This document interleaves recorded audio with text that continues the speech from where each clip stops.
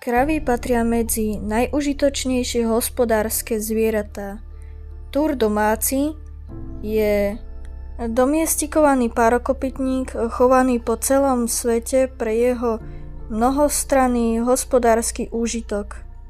Predkom domáceho hovädzieho dobytka bol pratúr, ktorý žil od západnej Európy po Blízky východ a Kaukazsko. Pratúr meral 2 metre, vážil 800 až 1000 kg, mal sfarbené rohy a bol úplne vyhubený. Najprv bol pratúr ako posvätné zviera, potom sa používal na mäso a mlieko.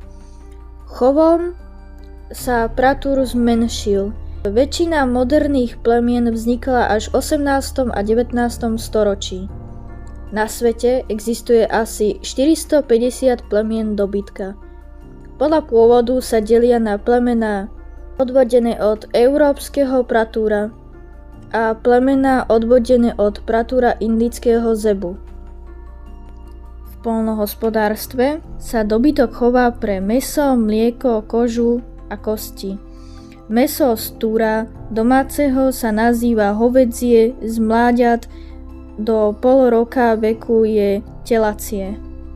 V minulosti sa dobytok používal aj ako pracovná sila pri ťahaní nákladov a poľných pracách.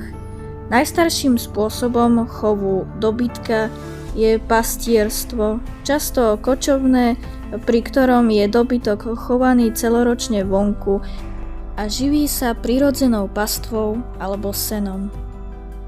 Dobytok chovaný pre mäso sa zabíja vo veku 12 až 14 mesiacov a poskytujú kvalitné hovädzie mäso.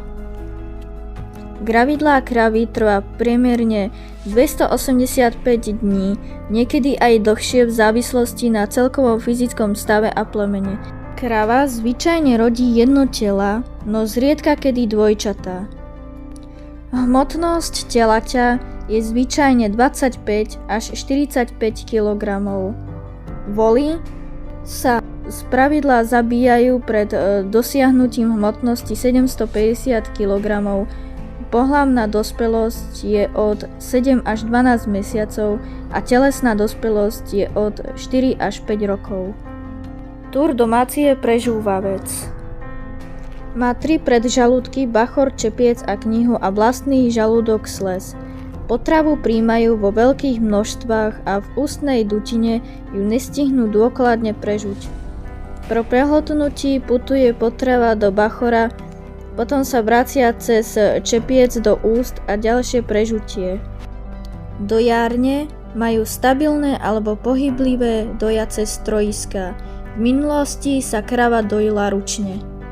Dojace zariadenie pozostáva z dojacích jednotiek a potrubného, mliekovodného, vzduchovodného a dezinfekčného okruhu.